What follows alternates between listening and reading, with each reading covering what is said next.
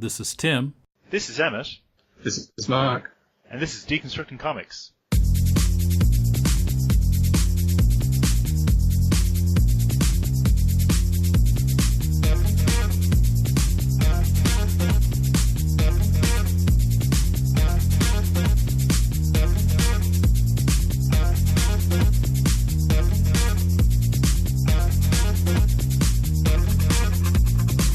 Welcome to Deconstructing Comics, a special Thursday edition. This is Tim in Tokyo. For the past several decades, there have been a lot of comics, movies, and other fiction involving bad futures, with lots of poverty, violence, environmental destruction, and the like. Why has this genre been so appealing to so many? In this episode, Emmet O'Cuana talks with Mark Hobby about why this genre endures and how Mark has approached it in his own comic, Job Done, Fat Assassin. They also discuss why British writers have led the pack on bad future stories, how Watchmen and the X-Men fit into the discussion, why sex in media seems to upset some people more than violence does, and more. First, just a reminder that you can help this podcast by making your Amazon purchases via deconstructingcomics.com/Amazon and make that your bookmark for future purchases. We'll then get a percentage of what you spend. It costs you nothing extra and helps us cover web hosting and the other costs of presenting this show every week. We really appreciate your support. All right. Well, in the cinemas right now is a movie nobody's going to see. And that movie is Blade Runner 2049, the sequel to Ridley Scott's Blade Runner. A movie which has proven to be hugely influential on both film and comic books in terms of its vision of a bad future. So I thought I would like to talk to somebody about bad futures and about how these movies have influenced us, movies have influenced the look of our stories, and why we're so interested in telling stories about horrible futures as opposed to a nice, happy future where everything works out, like, Star Trek. So I invited Mark Hobby, Australian creator of Job Done, Fat Assassin, which itself is a book about a very, very bad future, to talk about these kind of stories. Mark, thanks for agreeing to this interview. Thanks for having me. Now, what does the term bad future conjure up for you? Because for me, it's what the 2000 AD comics sketched out, not just Judge Dredd, but Sinister and Dexter, and all these sort of visions of a overpopulated, densely urban, hyper-violent future that was presented to us almost as comedy. Is that something you were inspired by with Job Done? Yeah, very much so. I think, especially Pat Mills and Alan Grant and John Wagner, these guys, they certainly painted a picture of a future that wasn't particularly welcoming, but in many ways kind of honest and I think, reflective of basically past history as well. Just kind of brought it out to its logical conclusion, and then with the advent of particular technologies, I guess, presented a world that was kind of evocative and what I thought was kind of decentering of the kind of whole superhero, hero, bad guy kind of trope, I guess. Yeah, no, that's part of it too, because I think superheroes came of age at a time when there was a lot of uncertainty in the world. I mean, if we look at the superheroes that are still the most popular today, they tend to relate to the advent of World War II or the onset of the Cold War. And that is why superheroes are all about strong values, truth and justice and all that. Whereas when you had the rise of dystopian fiction, I think in both America and the UK, you had political situations which were all about telling people that they had the best possible way of life. Everything was fine, but there was a huge amount of social unrest. And these sort of punk comic books were a way of poking back at that illusion of everything is fine, saying, no, actually, things are shit. And we're going to put our own stamp on the future and present you with a vision of the future which is not only shit, but we're laughing at it. And that's kind of the ethos of 2000 AD from my point of view. Well, yeah. I mean, it's inherently subversive, really. Again, and against that sort of neat little world that especially American comics want to present. And then myself as a reader growing up on it, it was one of those things that kind of just snuck in. I don't quite sure how beyond, I wasn't a conscious, I didn't take on their values or the 2000 AD's sort of ideas or whatever, but I found myself as I grew up then being kind of quite part of my ethos in some weird, strange way. And I think the thing about it also is that they presented sort of the inherent ambiguities and, I guess, absurdities that, we face day to day. Things aren't black and white, things aren't easy. It pushed back against the idea that technology would save us. That technology would be a kind of, this thing that will cure all ills, which, health and politically and whatever else. And, so it's just sort of a very much, as you said, a pushback on those kind of assumptions. Yeah, and again, Star Trek had that same vision of a future where technology has just sorted everything out for us. And we're not going to explain to you how. No. No. There's some sort of jump in history where everything just worked out. Yes. What a wonderful thing. Yeah. And that does it have its place? It must do, because people like it. They want the certainty, they want the kind of, that kind of clear vision. But 2000 AD and later on, they came out in a very specific time, back in, the late 70s and early 80s. I would also put forward, the Black 7 as well. That one kind of, twisted my mind a bit, the idea that, spoilers, that the bad guys lose at the end. It was kind of a... Good guys lose. Sorry, good guys lose there. Oh my God, I've revealed myself. You know what I mean? The good guys lost at the end was just like mind-blowing to me. It's like, hang on, that's not how it works. But weren't the bad guys in Blake 7, weren't they called the Federation as well? Yeah. I mean, it was basically a riff off, the Latin American guerrilla movements. Yeah. Against the US and all that sort of, stuff like that. So, yeah, those things, and then when you grow up a little bit, I guess, and you look at history, and you realize actually that's not too far off. It's interesting to me as well, that all these examples we're putting forward of politically aware science fiction are British, or there seems to be a British connection. And I remember the likes of, I think it was an interview with Kevin Smith back in the 90s, late 90s, and there was something he was saying, like, why are all these English writers so good at comic books? Why are they all so good? And he was listing off the likes of Alan Moore and Grant Morrison and Neil Gaiman, the usual set. And I was reading the interview and I was thinking, well, what you're not picking up on is they're English, and being English in the 20th century is, I think, 100 years of reappraisal as to what your position is in the world, and a certain degree of wokeness can come with that. You're still white and English, but you started to appreciate that Britannia doesn't rule the waves anymore. Meanwhile, the American writers were actually in the ascendant, so they were actually presenting superhero stories that were quite black and white, and the British came in with their subversive takes on that. Yeah, well, because they kind of in a way wrote that script. They did it, and the massive socio-economic unrest that in the 70s in particular that was happening, and I guess that having to articulate or experience the loss of empire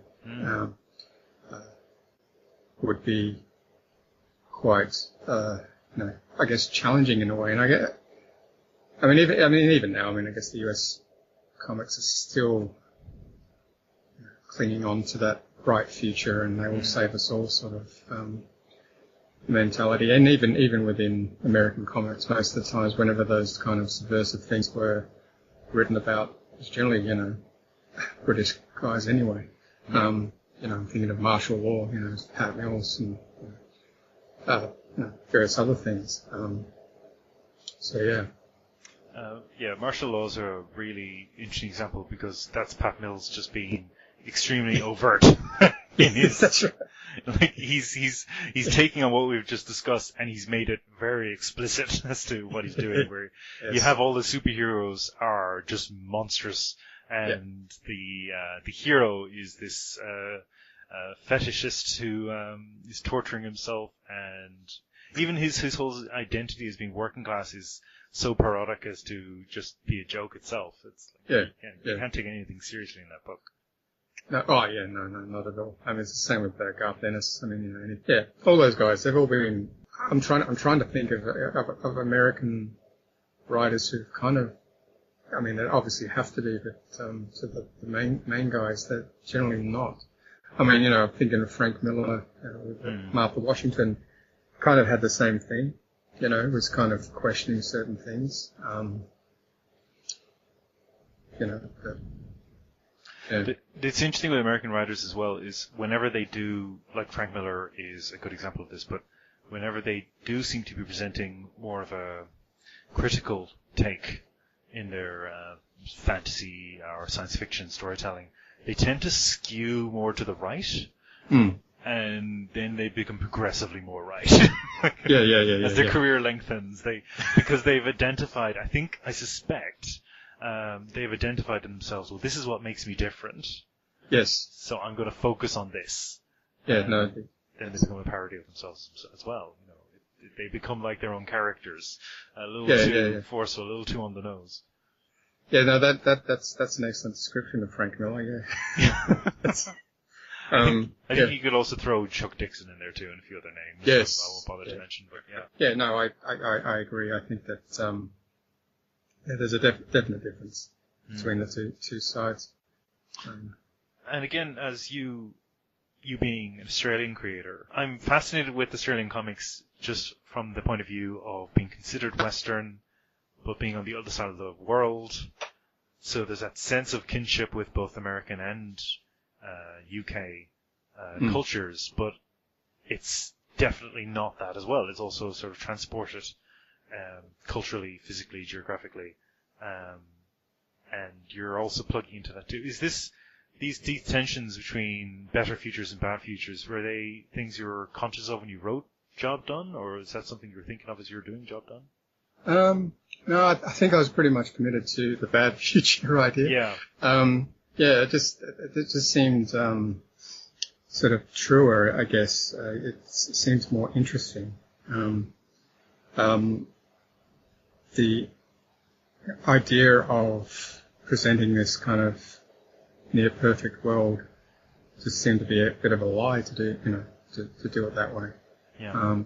And I guess my starting point was in many ways, the rise of digital culture and how we negotiate that. And sort of, the comic is set 100 years from now.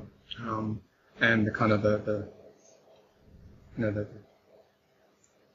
prettiness of digital culture that we're all kind of embracing at the moment because it's all very new and virtual reality is going to be, this fabulous thing. Or later the kind of the shine is kind of rubbed off a little bit of it from it. So it becomes this sort of very ordinary, very kind of degraded kind of thing. And I just kind of thought that that's sort of what we do, as a kind of species. We take these things that have these great promises, and in some sense make them kind of, slightly ordinary and, or simply a tool to further some sort of, egotistical or narcissistic type of thing. Rather than the great promise of being connected, it can, I'm trying to build that world where it's actually everyone is sort of living based upon a kind of created identity, I guess, where your sense of self is actually not even known. Yeah. And that connection is actually not, the way to connect to different people and all that is actually harder than imagined. So I guess that those were kind of my starting points, but I guess, I maybe I'm just such a bright chap that it just didn't, ever occur to me to make it all nice and sparkly. Yeah. I guess I just thought, in the course of human history, this is what happens. Yeah. And if you're doing the bright and sparkly, you probably don't get away with dick jokes and the like, so that helps too. Yeah, no, yeah, never underestimate a good dick joke. It's saved me on many occasions, but even that, again, it's sort of, it's part of life, the kind of the gross, the debased is just as much a part of life as, the other stuff. And, again, it really just kind of reinforces the kind of, descent or pretentious, the kind of after the fall kind of aspect of, this new technology that was going to save us and not so much, you're kind of reveling in this kind of crudeness in a way. At least the character is, but yeah. So yeah, let's get into Jomto itself, because as I said, I started with citing this as another example of a bad future. But your main character, the fat assassin, so he's almost the obverse of every type of action hero because he's hugely out of shape, and that's actually an advantage in this world where the obscene is commonplace, so everything is just dialed up to 11 in terms of how awful people are. And you've got job done in the middle of this world, and he suits this place perfectly well. Well, in his defence, he would argue strenuously that he is actually fat but fit. So yes. But in a way though, he's the sort of the world that I've, he's kind of the world, but also kind of separate from it in a way that, the ability to sort of change your perception of reality as well as the way you look. Most people in that world generally sort of do this kind of prettied up version of themselves, and sort of like a Photoshop version. Whereas he's kind of chosen to not do that. So he's kind of again being a sort of subversive type of, just by his own presence and his own sense of comfort in the way he looks, he's kind of going against the grain of the idea of perfection, I guess. And that kind of challenges, I guess, the kind of central thing of most comic books. I mean, even 2000 AD, that it's always generally the hero or the anti-hero, whoever, generally a kind of, conventionally, tough-looking, muscular, whatever kind of types, whereas he's kind of pushing against that, I guess. I even think of an example of Spider Jerusalem in Transmetropolitan, and Warren Ellis, another Englishman, writes him as this haggard, mountain-dwelling, Huntress Thompson freak at the beginning of the story, and then by the end of the first issue, he's this svelte, bald, tattooed, cool-as, sharp-looking freak who quickly becomes a superhero in his own right. He's punching people and he's smacking them out with his cane later in the series. Even when he's got a debilitating disease, he's still awesome. So there's this heroic quality that lends these characters, attractiveness. They all have to be attractive. So it was just refreshing to see a principal character who isn't conventionally attractive or trying to make us feel good by association with his actions. Yeah, I guess I'm sort of not a big fan of, the idea of relatability. Yeah. You know what I mean? Like, there's this big push about doing that. And so, as a character, I guess he's kind of gross, but he's kind of also, in his own way, a rebel against that world that he finds himself in. And he actively goes against the idea of being a hero. He's assassin, and he also works as a porn store clerk. So, he's got many sides. But, he kills people for money. There's not a whole lot of, honor in that, and I've resisted that whole, again, Hollywood movies, etc. There's always that aspect of, the assassin only kills bad people. Well, in real life, that doesn't really happen, does it? I mean, yeah, you're actually reminding me of Blade Runner again. The original Blade Runner, you have Deckard, who is played by Harrison Ford, who was at his peak at the time. He was at his peak heroic, just coming off Star Wars period. and yet he's playing a man who hunts people for money, kills them in the street. He's not particularly good at his job. He seems to. He's getting beaten up all the time. And by the end of the movie, we realize our sympathies have been with the wrong party entirely. We should have been sympathizing with these escaped slaves who just want to live. Like, they just want to be free. And this guy, and by association many others like him, are paid to kill them in quite a brutal fashion. And all of a sudden your understanding of the film flips. Yeah. So yeah, that's sort of. I really appreciate what the first Blade Runner is doing in that respect, and I think that informs a lot of bad future writing where the heroes and protagonists aren't necessarily good people. No. And that's very attractive as well in terms of creative writing. You can get a lot out of that. Yeah. Yeah, and the motives are ambiguous and it's not straightforward. And again, even though I think even if it's touted as fiction or science fiction or whatever, I mean, I think it's far closer to the truth than John Clancy novels or whatever. Tom Clancy novels. Tom Clancy. Tom Clancy. I've got to get those names right. Tom Clancy novels. Tom Clancy, John Grisham. That's John where Grisham. That's used. Yes. No, but yeah, you know what I mean? It's sort of the ambiguity is the thing that I like. The fact that, you know, with respect to my comic, he's actually not a nice guy. And trying to sort of write a story that is actually, you know, kind of entertaining, and which is kind of why I guess I do the dick jokes and all that sort of stuff as well, because it kind of lightens the mood a bit. But trying to write a character like that without falling into the trap of the hero or the reluctant hero or the anti-hero, you know, it's kind of the challenge. And, you know, I've got a kind of a rough trajectory about where he goes and stuff like that. But, you know, I kind of think that that's a consistent thing throughout history. You know what I mean? There's always been those rough types. There's always been those things who've done the dirty work.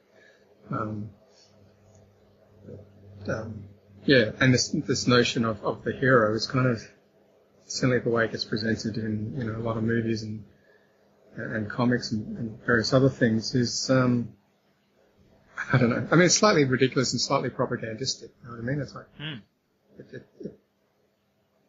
a lot of people take on faith that, you know, Superman is there for, you know, the American way and whatnot. I know they've slightly changed that a little bit, but and made those things a little bit more muddy.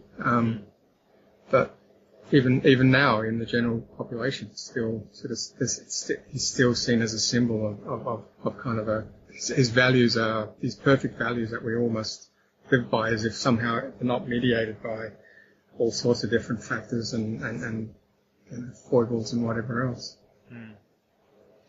Yeah, and I'm staring at a copy of Watchmen that's sitting opposite me on the bookshelf right now. And as you're talking, I was thinking about how Alan Moore and David Gibbons set out to sort of produce the perfect poison letter to the superhero comic. Yes. Like they wanted to break it as a concept. That's what they were aiming to do. And in Watchmen, you have Dr. Manhattan, of course, who is the Superman analog, who simply cannot relate to anything human anymore. After a certain point, he's like, why am I involved at all? I'm just going to walk away. And in doing so, he reveals why the very idea of a superhuman who would be concerned with solving crimes is ridiculous. Yeah. Well, that's true. Why would he hang around? Like, what would be the point? Yeah. And what's great about that, of course, is that Watchmen was this done-in-one story, which was more or less an essay on why superheroes don't make sense as a continuing genre. I mean, they made sense in a time and place, but if you keep following it through, it starts to lose all meaning. And now we've got a sequel to Watchmen coming out this year, which so that feels like the greatest joke of all, that Watchmen tries to kill superhero comics and superhero comics kills Watchmen. You know? Well, that's good to see that the comic industry got took home the lesson, right? Yes. It's yeah, but business is business. That's it. Like, and I think what's interesting to me about dystopian fiction is it came from a very similar place to Watchmen, which is why are you celebrating the success of our culture? Why are we turning a blind eye to the abuses being committed in our name? Why are we not critiquing our governments sufficiently? Why are we not getting more politically active? Why are we being told to watch TV and get stupid and get all the rest of it? And now it feels as if the joke's really turned because our leaders and our governments, I'm getting very serious now, but are openly obnoxious and openly toxic and openly acting against our common interests. So I think that's going to produce another turn again, where we may be looking at more aspirational writing to try and convince people to get off their arses and do something. Yeah, right. Yeah. No, that's a good point. Unfortunately, I probably won't be part of that, but no. I can kind of see, because it's easy to kind of revel in the negative, and in that no action happens, which is not actually what you want to do. I agree that our leaders are becoming more and more blatant in their kind of contempt.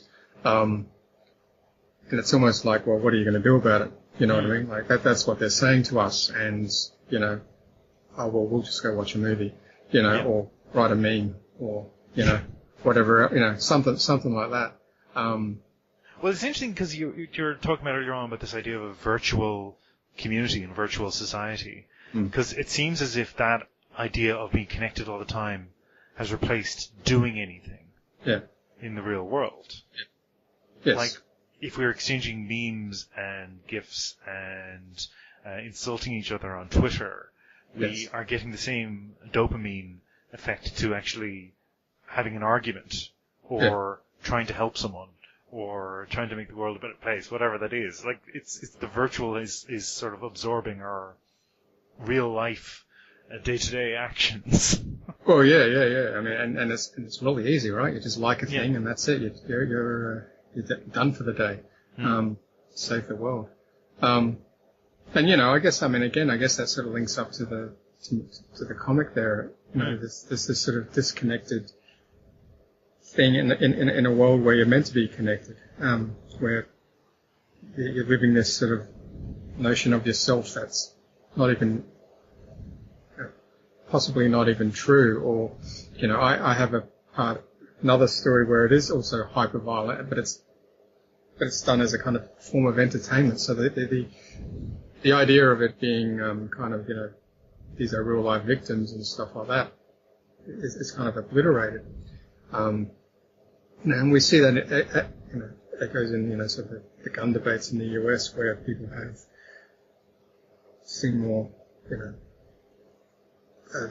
more concerned about having the right to carry a gun rather than the people who have been, murdered. It's funny because we had a quick talk about what we were going to talk about tonight before we started recording, and one of the potential topics I threw at you was X-Men and how the X-Men comic has used its own take on the bad future, has heavily leaned on Holocaust imagery and concentration camps and all that kind of stuff. And I think when I was younger, that really had an impact on me, and I thought it was very powerful because I recognized that the Holocaust was a great evil. And that this comic book was channeling that in a way I felt was very powerful. But the older I get, and the more they keep going back to that well, the cheaper it is to me. And I feel almost as if it's Holocaust porn in a superhero comic, where you've got characters wearing numbers and shaved heads and walking into camps. And we saw it in the recent movie Days of Future Past, where you have this very depopulated version of the future where characters have been slaughtered en masse, and all this beautiful destruction because Bryan Singer filmed it, people getting slaughtered in slow motion, and incredibly destructive moments where characters' powers are going wrong and they're getting torn apart, and I was just, this is really upsetting to watch because it's clearly meant to be entertaining. Yeah. But I'm watching people getting murdered repeatedly. Well, yeah, that's right. And we get kind of, what's the word? We kind of get immune to it. You know, it becomes a sport. I mean, it becomes this thing that, you know, there's no actual real connection to it. But yeah, no, I agree. It's probably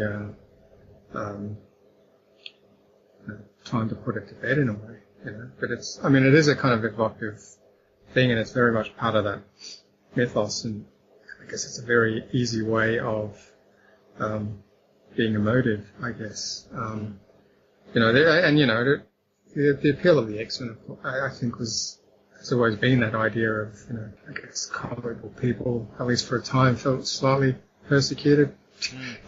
Clearly not to the extent, you know, clearly not the same thing, but they're all white heterosexuals, but they were more persecuted than you. That's right. You know, it's that sort of weird thing where that can be seen as a, you know, I'm a comic book reader. Oh yeah, I'm persecuted too. I got teased. Not really. I mean, you know, it's not the same. You know, it's not the same. It's kind of this sort of cheap thing in a way.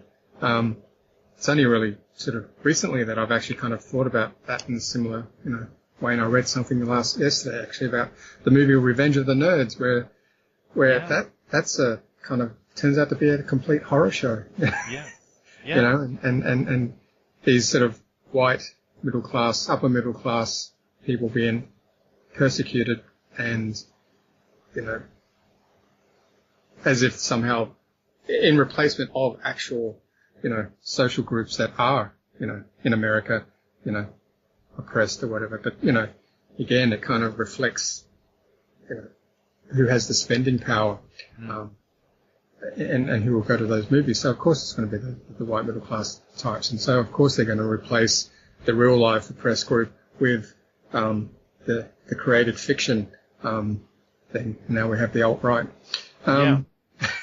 No, absolutely. No, and you can see that through line through to what the culture we have today. Yeah. That are the people we grew up admiring, all these sort of edgy comedians or filmmakers or who are sort of trotting out that idea of being oppressed while being suburban.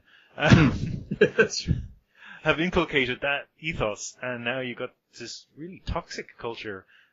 Because I think on some unconscious level, these people who are espousing hateful views towards women, towards people of color, or towards people of different gender types, sexualities, religion, they know, on some level, they know that what they're saying is bullshit. Yeah, of course. They have to know that. Good hope. But on the other hand, they don't want to let go of their victimhood. No. And there's that tension, and that's I think what pushes them to be even more aggressive, because otherwise they'd have to admit they were wrong. Oh yeah, and super rationalists like those can't. Yeah. You know, I mean, those who are always right. You know, and clinging on to this sort of this thin sense of identity that was never really anything anyway. You know what I mean? It was really built on other people's, you know, misery. You know, but yeah. So yeah, I guess that in terms of the X-Men thing, it's always been a little bit of a, as I said, yeah, I think I kind of follow your line that originally when I read them, you know, it was quite emotive and quite a, you know, but you know, I'm a white suburban guy, right? So, you know, but yeah, it's kind of a bit cheap now. Yeah. Mark, as long as you don't go around saying you're woke, that'll be fine. You can make these observations, just don't pretend that you're more oppressed than you actually are. Okay, well, from tomorrow, I will... Coming up, Mark talks about his comic Job Done and reader reaction to it. Why does sex in media upset some people more than violence does?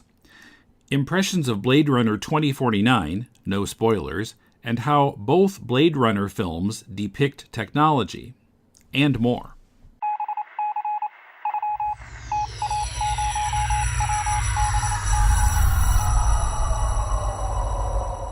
It's DCP In Touch, where we hear from our listeners.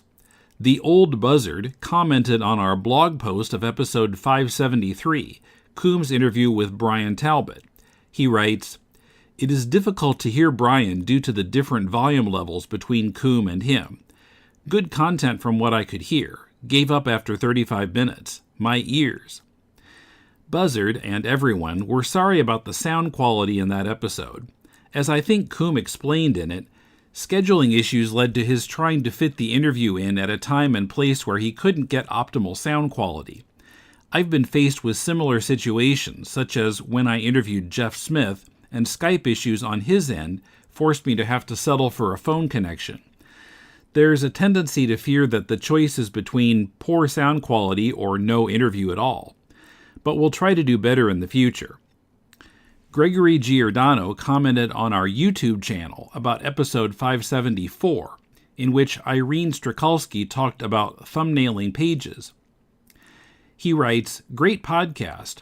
My only recommendation is, for someone with moderate or advanced experience drawing comics, an audio-only description of these tips is okay, because you have enough experience to see it all in your head.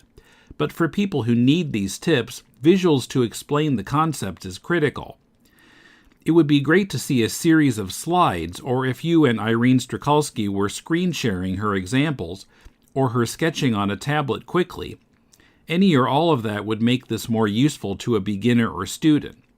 Maybe in the future you could re-edit this video to include visuals or refer to a series of images on your site or something." Gregory and everyone, I do hope we can do more videos in the future. So to this point, the only videos we've done on our YouTube channel have been convention videos from Coombs. The podcast itself is generated automatically as a YouTube video by our podcast host, Libsyn. With increased support of patrons, I'd be able to clear some other things out of my schedule and do more videos and visual content. But at the moment, I don't foresee it happening very often, unfortunately. We'd like to hear from a lot more listeners. Write us at mail@deconstructingcomics.com. And now back to Emmett's talk with Mark Hobby. Now, there was something else I wanted to pick you up on, because I read Job Done. I think I read it a couple of years ago. I remember buying it off the shelf in Minotaur. I remember coming across it there. And Minotaur, for those listening, is one of the oldest comic stores in Melbourne at the moment, still going at least. It's quite respected locally. But I remember picking up Job Done, and then I read something from you where you were comparing some of the stories you were aspiring to Steve Aylett. You mentioned Steve Aylett and William Burroughs, and William Burroughs himself. He wrote Blade Runner, like the actual book Blade Runner. Yeah, that's right. That's William Burroughs' idea. And Steve Aylett, and I know him mostly from Lint. I've read some of his other stuff, but honestly, my memory of those books that I read is poor, because I think my brain leaked out of my ears. I've had the same thing. But Lint I remember, because Lint was pastiche, and that was safer. And the reason I picked up Lint was because there was an Alan Moore quote on the cover about how great this book was. And I was like, well, if Alan Moore likes it, it has to be good. And which is the opposite of the Neil Gaiman rule. If Neil Gaiman is on a book saying how great it is, don't buy it. It's burned me badly. Badly burned by Neil Gaiman. But Alan Moore tends to know what he's doing. Yes. I read Lint. And Lint was this savage piss take of science fiction, generally. And the very idea of science fiction fandom. And I think we've already touched on some of that in the last 5 minutes, just this idea of these toxic cultures. I think Aylett was already identifying that. And I just wondered where you related Job Done to Aylett and Burroughs. I suspect it's the use of language, but I didn't want to put words in your mouth. Where do you cite it? Probably more Aylett than Burroughs, but Yeah, certainly with the language, I too have had the brain crush of reading his stuff. I've read Slaughtermatic like 4 or 5 times and it still hurts. I mean, it's great. It's one of my favorites and I'll keep reading it, but you're working, you know what I mean? But it's good work, you know. So it's the use of language, it's the kind of turns of phrases, the ridiculous sort of absurdist sort of things that he can kind of come up with, you know, and that's sort of what I do when I'm trying to plotting out the stories as well, is trying to find out, right, what's the most ridiculous thing I can think of. The other thing I think is his notion of, you know, violence as entertainment. You know, his whole Beer Light series is basically about that. You know, it's this thing of, people, killing is cheap. It's done every day, and it's a kind of a. I think I can't remember where, but it's some city in the US is doing a piss take of that. You know, and I guess he's probably,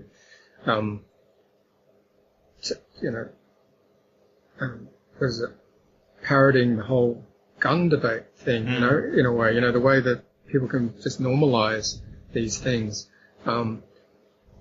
So I've kind of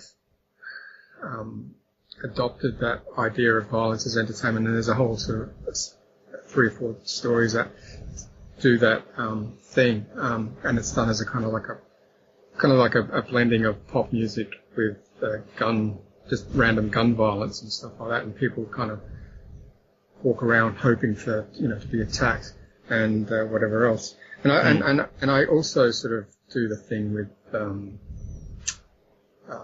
questioning or piss taking of comic book audiences and stuff like that. I guess I've found a kind of this love of nostalgia, the sort of the conventions of going to a convention, of what is popular, what is not. A lot of the reactions to the comic, I guess I've found, has been, if not negative, but quite, people don't know how to kind of deal with it or process it or whatever, you know what I mean? Because it doesn't fit necessarily neatly within the normal superhero thing. People want to see it as a superhero, but hey, he's fat, or, you know, oh, it's a bit grubby, you know, it's a kind of a grubby little story sort of thing, or it's got sex in it, or, you know, those sorts of things. So as a reaction to that, I've adopted his sort of critique of fans as well, and that's going to sort of permeate in different kind of later work that's coming out. I'm sort of halfway through. I'm on script 10 or 11 now, and 5 have come out. So it's a little bit of, you know, in the future. But yeah, so I mean, he's there in spirit and a pretty big influence. Philip K. Dick as well is another, and from him I kind of got the idea of, you know, it being about human relationships rather than the technology. You know what I mean? It's how people interact in the face of all this stuff that's happening, and, you know, what is real, and, you know, the usual blah blah blah. With Burroughs, I guess it's sort of more of a altered state type thing, you know. Kind of the premise of the comic is basically, you know, people have a kind of device inserted in their brain, and it can kind of not only access the internet so you can see it all within your brain, but you can kind of change your perception of the reality around you. And so it kind of glosses over the world that you want to live in. It's not particularly deep and meaningful or whatever. It's just kind of like just this gloss over the world. It's kind of like photoshopping the kind of the crappy parts, you know, the dirty parts. But so I guess in terms of Burroughs, I guess it's sort of more that altered state type of stuff. He's probably not as prevalent within it as, say, Eliot is. Yeah, I did you ever see the Lint movie? Yes, I did. Yeah, that's with all my favourites in there. Stuart Lee and Alan Moore. Alan Moore's in it. Yeah, I was writing for a film magazine at the time. I actually wrote to Steve Eliot. I asked him to send me a copy of the film, and bless him, he did. Oh. I have it on DVD, and I couldn't. No one would accept my pitch. I was like, I want to write about this film. What's it about? Well, That's right. and they're like, yeah, I don't think so. I don't think we want that. Yeah. But just when you were talking about how punters are responding to job done, I mean, I think you touched on something I find really interesting about conventions, and again, it goes back to fan culture, and maybe the very bad fictions that populate a lot of bad future storytelling, because it's all about hyper-violence, which you're meant to feel good about, as opposed to hyper-violence makes you feel bad. Conventions, they have this disconnect for me a lot of the time, where you're meant to be hyped and you're meant to be really happy, but at the same time, you're around people who are just trying to make a crust. And increasingly, I've had a hard time with that when I'm at the convention, because I'm seeing folks who are either behind a table trying to sell their book, and maybe they're not selling a lot of copies, and towards the end of the day, they're getting visibly distressed about this. Or you've got aspiring actors and actresses wandering the crowds, dressed up as some popular character who they may not know that well. But again, there's that same desperation. They're trying to make an impact. They're trying to impart themselves upon you. And then you've got the fans who are trying to clutch to a sense of community that may not actually be real. Yes. They feel like they've come to the one place where they can finally be home. This is the one place where there's everyone like them, but they're not like you. That's right. Yeah. You know? And all these sort of contradictions, and I'm in the middle of all this, walking around, going, oh, I have to leave. I have to go to the pub. Yeah. Well, look, to be honest, my last one was only a couple of weeks ago, and I barely survived it. I mean, I think I declared that I couldn't do another one sober. Don't get me wrong, love you all. No. It's and everything it's such a business now, you know. It's all about, you know, making money, and which is, you know, I guess it's that's fine, the point, but still at the same time, you know, don't sell me something and then tell me something else. You know, it's kind of, I can accept that. I can accept that we're here to fund the market. Like, I have no problem with that. It's the sort of welcome home. This is where you get to be who you truly are. This is where I have to make sure I don't blow $200 in the first half an hour. This is what this is. That's right. Yeah. No community. It's just all about the money. But no. It's a strange beast, I guess. And I mean, for me personally, if I sell something, I sell something. If I don't, I don't. I try not to get too worked up over that. But I do know that, you know, for some people, it's quite a significant thing. You know, like as in, do they eat tomorrow? You know, that sort of stuff.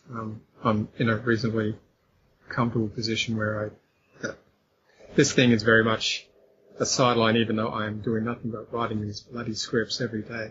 And again, that comes back to the impetus behind why a lot of people create these stories. Some of them maybe are writing bad future stories that go extreme and can be quite brutal and quite horrible because that's what seemed to be commercially valid.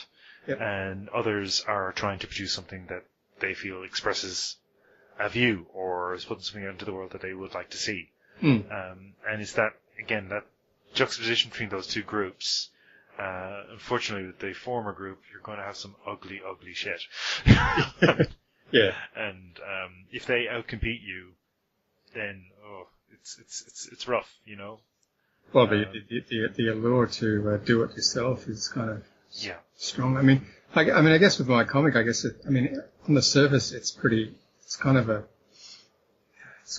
crude, filthy sort of thing with a very particular market. But I do feel like I'm trying to do something, you know, kind of important about, and say something important about the world, and do it in a way that's not necessarily easy to digest. I mean, I feel like I go kind of, I have no editor to, you know, for better or for worse, to tell me to rein certain things in. So I get the fact that I could be potentially alienating certain audiences who want to kind of slightly I don't know, prettier story, but I just kind of, I'm just going where the story takes me, really. But yeah, I guess that's that thing about, people see the sex, or they see him, or they see the kind of, filthy backgrounds and blah, blah, blah, blah, blah. And I think people just sort of jump to the conclusion that, oh, that's not for me or whatever. I have found that people have no issue.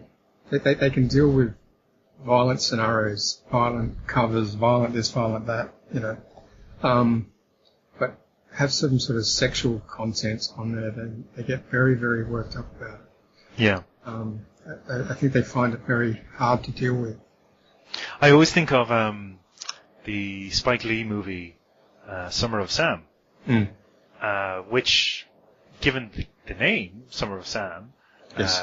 And it's set during the period of the Son of Sam killings, you would assume it's a very violent movie. Yes. But the movie is mostly about sex.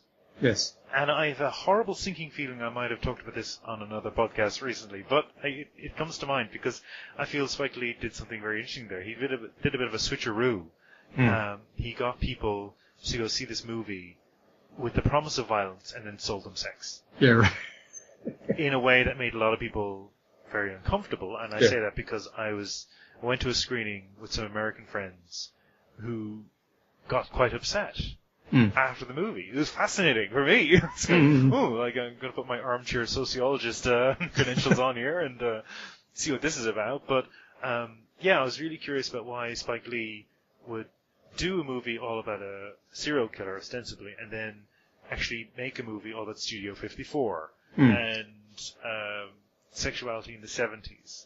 And that was fascinating, that would be disturbing and distressing. Yeah. Not the prospect of violence. No. Yeah, it is weird. It's kind of that, I don't know, maybe the violence kind of breeds a distancing effect, and people can deal with that, whereas, some sort of sexual thing is, too close to the bone or something. I don't know. I know that with my comic, I've kind of slightly moved towards more of a violent angle, but again, not to embrace it. It's more to sort of, here you go, you sick bastards, this is what you want, this is what you're going to get, kind of thing. Yeah. And do it to an absolute extreme, but questioning it, sort of treating it as a kind of,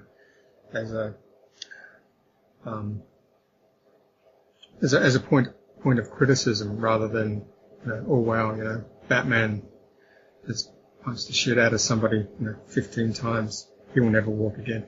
That's that sort of stuff. You know what I mean? I'm sort of, I've found that, writing this, it's kind of obvious, but, from the beginning, I had a particular view, and then it kind of, as I kind of interacted with the audience and with people's reactions and my observations about what people like and what they don't like, it's kind of slightly changed or evolved a little bit. I've found that it's become more violent, but again, not trying to embrace it. Exaggerated for comic effect. Yeah, for satirical reasons. Yeah. High art of satire. Now we've talked about Job Done as a Australian comic, but of the many collaborators, you have folks hailing from not just Australia but Canada, UK. So you've got Ben Michael Byrne, who's a filthy reprobate. I've met a few times now. He is awful man. Anyway, Adam Michael Kendrick, Kevin Harper, Tom Bonnan. He's local. He's Melbourne. Lauren Marshall. I think he's New South Wales. Oh, is he New South Wales? Oh, sorry. That's right. Lauren Marshall, Paul Mason, and Dave Wharton. So you've got a few folks, like a range of collaborators there.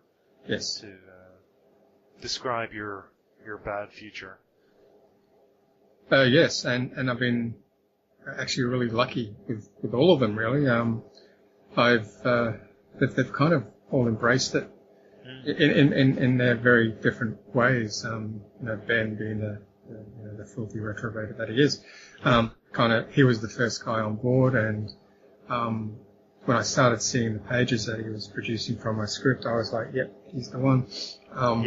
You know, and so he kind of really kind of got behind it in a way, and I think that kind of set a standard that became very easy for me to go to other artists and say, look, this is what it looks like. You know, can you do your version of that? You know, and yeah, I've been very lucky and had like genuinely good collaborations with most, if not all. There has been a few that when I've presented a script to somebody, they've not liked the subject matter to the point where they've said no. Right. Okay. Yeah, and there is actually one Fable script that I wrote 4 years ago, and I've asked 2 or 3 artists if they would draw it, and despite their initial enthusiasm, once they read it, they've gone, no, thank you.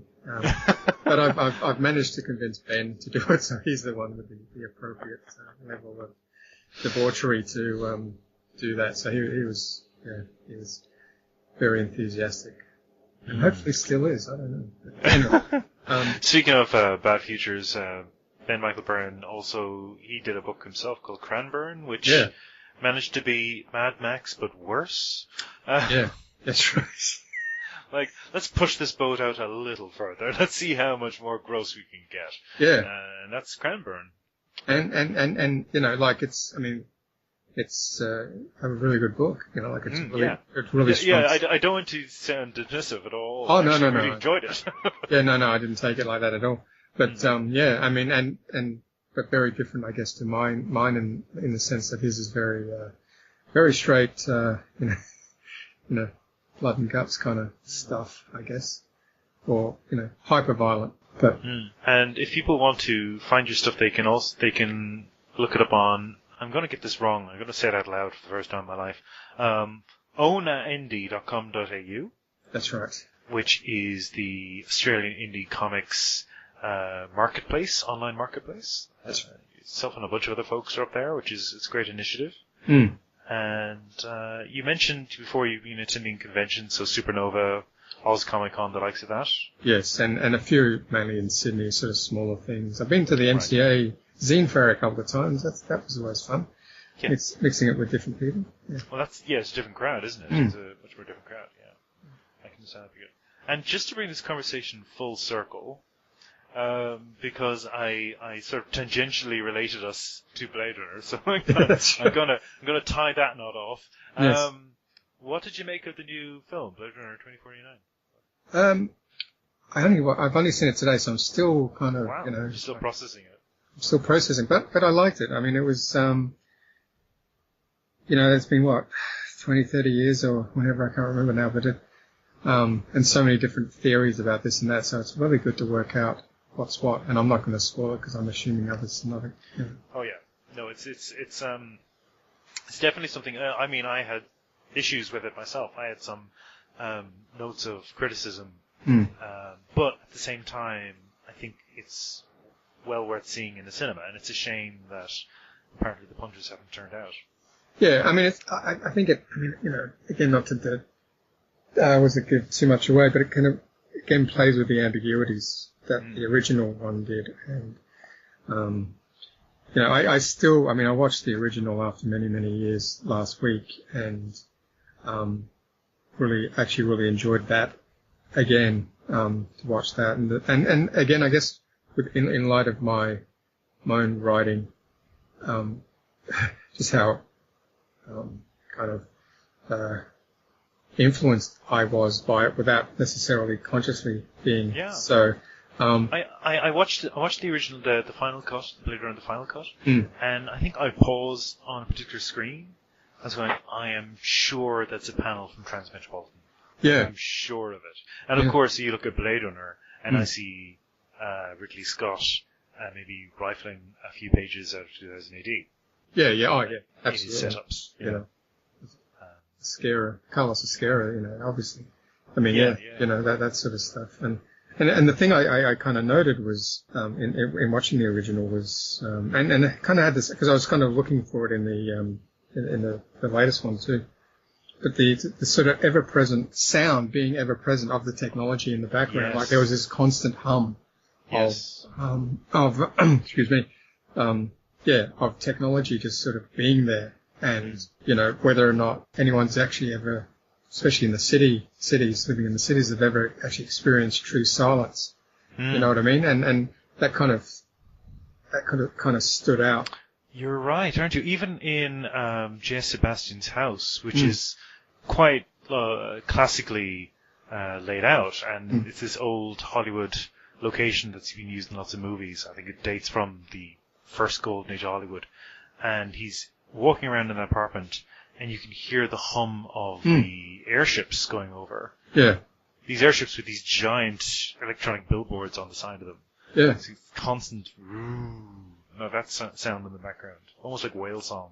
Yeah. And, you're right. Yeah. It's and Deckard's apartment. There's a few shots there where they just kind of just stayed on the apartment. Nothing was happening, but you could just hear this, the screen flickering and the humming in the background and stuff like that. And that kind of, that presence, constant presence. And, I know from my own personal life where, fans from desktops and stuff like that, once you turn them off, you go, oh yeah, that's what that is, I've got a little theory for you.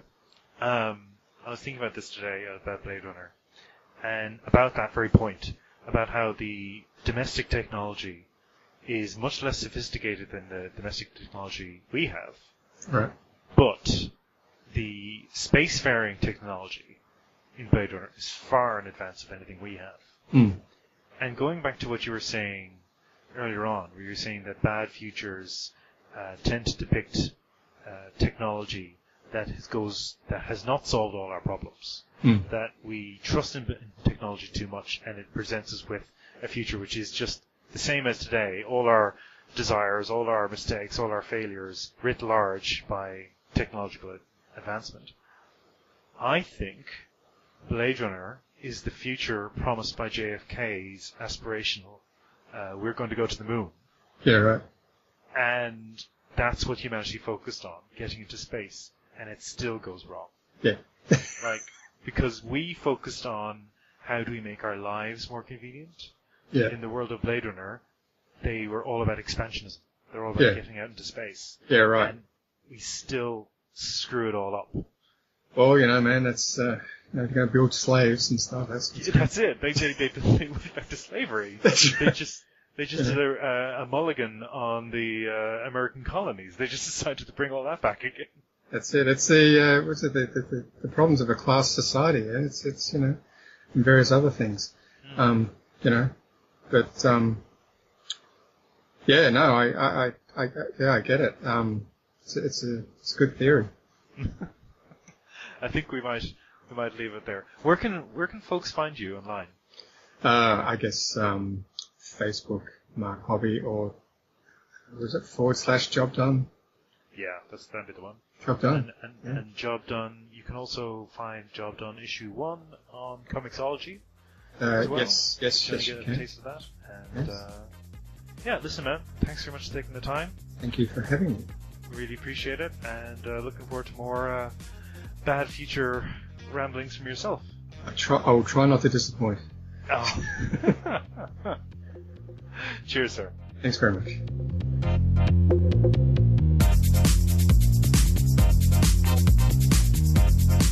Mark Hobby is at facebook.com/jobdone. That's JOBDUN. Tell us what you think. Write us at mail@deconstructingcomics.com, Twitter @deconcomics. Like our Facebook page or join our Facebook discussion group. Find all the links on the right sidebar at deconstructingcomics.com. We're also on YouTube, on the Comics Podcast Network at comicspodcasts.com, and on comicon.com, where our new episodes appear a few days before they show up anywhere else.